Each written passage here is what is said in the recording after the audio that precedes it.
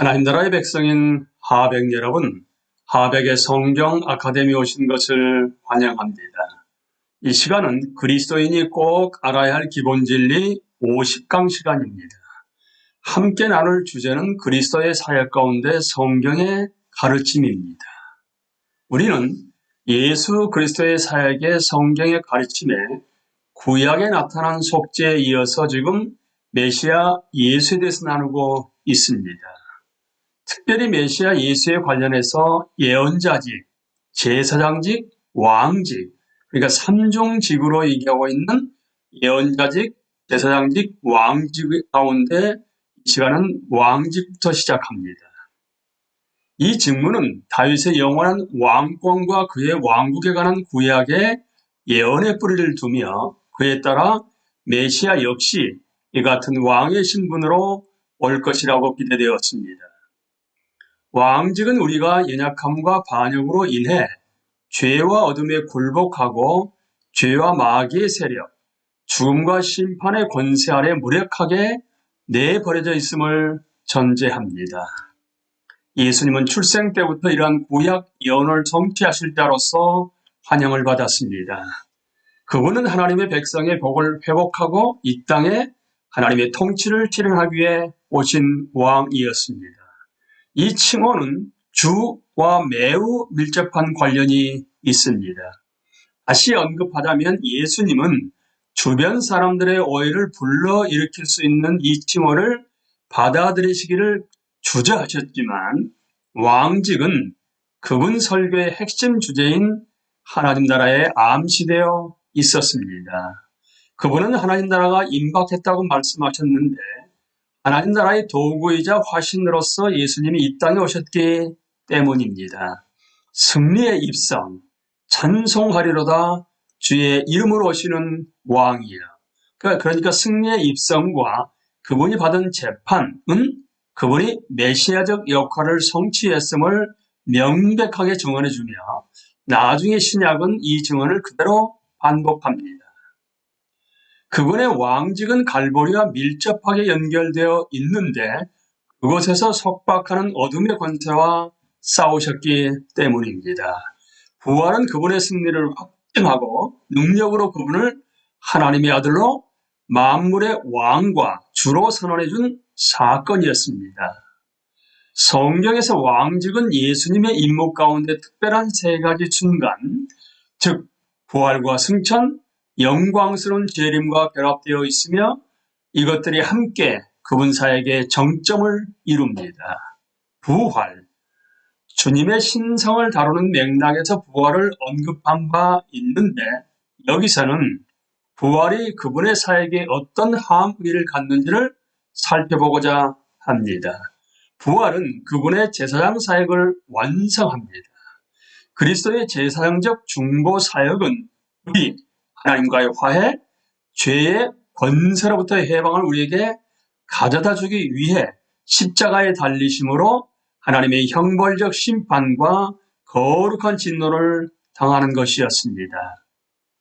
성부 하나님은 예수님을 부활시킴으로써 아들의 제사장 사역에 대해 아멘을 공포하셨습니다. 그분은 그 사역이 유효하다는 사실을 공개적으로 선언하셨습니다. 속죄가 실질적으로 이루어지고 그 결과로 의와 화해와 자유가 죄인들에게 진정으로 주어진 것입니다. 더 나아가 부활하신 그리스도 안에서 우리는 더 깊은 차원에서 정죄와 진노와 죄의 전면 공격을 당하는 혈과 육을 지닌 인간이 하나님 앞에서 보호받고 인정받는 모습을 보게 됩니다. 그 어떤 심판도 미치지 못하는 인간이 바로 여기 있습니다. 우리는 우리의 양심이나 사탄의 그 어떤 공격 앞에서도 이렇게 단호하게 대답할 수 있습니다. 누가 능히 하나님께서 택하신 자들을 고발하리요. 의롭다 하시는 하나님이신 누가 정죄하리요. 죽으실 뿐 아니라 다시 살아나신 이는 그리스도 예수시니. 부활은 왕으로서의 사역을 나타냅니다. 예수님은 십자가에서 이 불행한 인류의 오랜 적들, 곧 죄와 죽음, 어둠의 권세를 대면하셨습니다. 그리고 부활은 이 새 적에 대한 승리의 선언입니다. 그분은 죄와 모든 통치와 어둠의 권세를 정복하셨으며 심지어 죽음 자체를 멸하셨습니다. 부활하신 예수님은 하나님의 주권과 통치를 무너뜨리려는 모든 도전에 대해 하나님이 예수 안에서 승리를 거두셨다는 증거이며 따라서 하나님 나라 확립에 대한 입증입니다. 부활은 그분의 미래 통치에 대한 약속을 실현합니다. 제자들이 부활하신 예수님을 만났을 때 그들은 문자 그대로 세상의 종말을 기대하고 있었습니다. 즉 그들은 의의 새 하늘과 새 땅을 창조함으로써 실현될 하나님의 최종적 승리를 내다본 것입니다. 바울은 그리스도의 부활의 승리를 마지막 때의 최종적 승리와 재림, 만물에 대한 가시적 통치와 연결합니다. 부활하신 예수님은 그분이 영광 중에 재림하실 때 이루어질 죽은 자들의 수확의 첫 열매입니다. 승천, 그리스도의 왕직은 승천하여 하나님 우편에 앉으신 것으로 분명히 드러납니다. 승천은 그리스도의 승리를 선포합니다. 그는 하늘에 오르사 하나님 우편에 계시니 천사들과 권세들과 능력들이 그에게 복종하느니라. 그분은 영광과 존귀로 관을 쓰셨고 하나님이 그를 지극히 높이셨습니다. 또한 위로 올라가실 때에 사로잡히던 자들을 사로잡으셨습니다. 구약은 한결같이 우주가 주님께 속한다고 선언하는데 승천은 이 우주에 대한 주권적 통치를 예수 그리스도께 부여합니다. 이 나사렛 사람이 이제 만물의 주인 것입니다. 그분의 통치는 교회의 영역에만 한정되거나 마지막 재림 때까지 유보되지 않습니다. 신약은 한치의 모함도 없이 예수 그리스도가 지금 만유의 주이자 왕이심을 주장합니다. 승천은 교회가 부름받은 섬김의 토대를 분명히 보여줍니다. 우리는 땅과 하늘의 왕으로서 높임받으신 주님 아래서 살고 일하고 기도하고 믿고 응원하고 섬기고 예배하고 순종하고 죽습니다. 이것이 바로 초기 그리스도인들이 박해와 격렬한 반대 앞에서도 꺼지지 않는 열정과 낙관적 태도를 유지할 수 있었던 비결이었습니다. 혼란한 세상에서도 교회가 평화를 누릴 수 있는 비결, 타락한 세상에서 효과적으로 사역하고 섬길 수 있는 원천은 바로 교회의 머리이신 예수님이 만물 위의 높임을 받으시고 교회에 그분의 복된 성령을 보내주신다는 사실에 있습니다. 즉 높임받고 머리가 되신 그분으로부터 이 땅에 있는 몸의 지체들에게 생명이 흘러내려오고 그럼으로써 그분 승리의 능력이 전달되는 것입니다. 그리스도의 대제사장적 사역의 관점에서 볼 때도 이 사실은 교회에 크나큰 위로가 됩니다. 그리스도는 승천하실 때 인성을 지니고 하나님 존전으로 나아가셨습니다. 따라서 그분은 우리의 처지에 깊이 공감하시고 온갖 고난과 필요에 직면한 자기 백성을 위해 사역하며 은혜를 베푸실 수 있으십니다. 이 사역은 또한 그분의 중보 사역 중 하나이며 하늘에서 그분은 우리의 대변자로 하나님 앞에 계십니다. 승천은 미래의 영광 중에 이루어질 그리스도의 최종적 통치를 보증합니다. 승천은 그분이 우주의 통치권을 받으셨음을 뜻하며 그분 승리의 완성을 방해할 수 있는 것은 아무것도 없습니다. 하나님은 정하신 사람으로 하여금 천하를 공의로 심판할 날을 작정하셨고 그리스도는 모든 원수를 그 발 아래에 둘 때까지 다스리실 것입니다.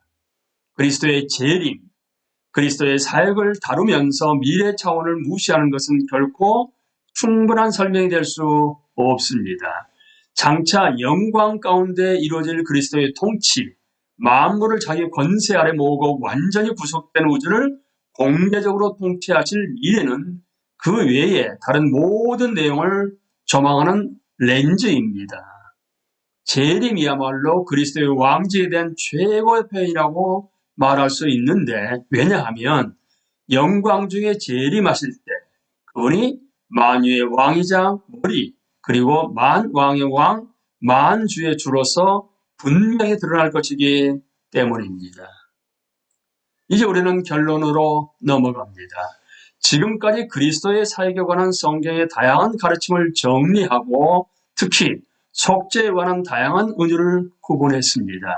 결론부에서는 이 모든 내용이 성경과 기독교 신앙의 중심에 위치한 지성서와 같은 그리스도의 죽음과 부활에 관해 하나님이 직접 말씀하신 것임을 상기하는 것이 적절할 것 같습니다.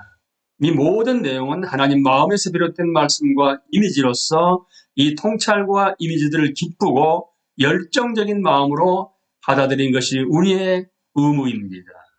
달리 말하면 속죄에 관한 다양한 모형과 접근 방식들은 여러 메뉴 중 마음에 드는 것을 선택하고 그렇지 않은 것은 거부할 수 있는 뷔페 음식이 아니며 서로 타당성을 따지며 비교할 수 있는 내용도 결코 아닙니다. 이것들은 우리 모두와 모든 세대를 위한 것입니다. 시기와 환경에 따라 특정 모형이 우리 삶에 더 강력하거나 타당성 있게 와 닿을 수 있고 반대되는 일이 일어나더라도 그리 놀랄 일은 아닙니다. 하지만 우리가 그리스도의 사역에서 비롯된 유익을 누리고 그분이 베푸신 충만한 은혜 안에서 쉬고 무엇보다 갈보리의 십자가와 부활의 무덤에서 우리를 위해 행하신 모든 일과 장차 행하실 일을 찬송하는 가운데 그분이 은혜 가운데 우리에게 알려주신 모든 관점을 받아들인 것이 마땅합니다. 이와 관련해 장 깔뱅보다 더 나은 모범은 없을 것입니다. 우리는 우리의 전체적 구원과 그것의 각 부분이 그리스도 안에서 이해되고 있음을 봅니다. 따라서 구원의 가장 작은 부분도 다른 어떤 곳에서 유치해내지 않도록 주의해야 합니다. 만약 구원을 추구한다면 바로 그 예수님의 이름을 통해 우리는 구원이 그분께 속한 것임을 배웁니다. 만약 성령의 여러 은사들을 추구한다면 그런 은사들은 그분의 기름 부음 안에서 찾을 수 있을 것입니다.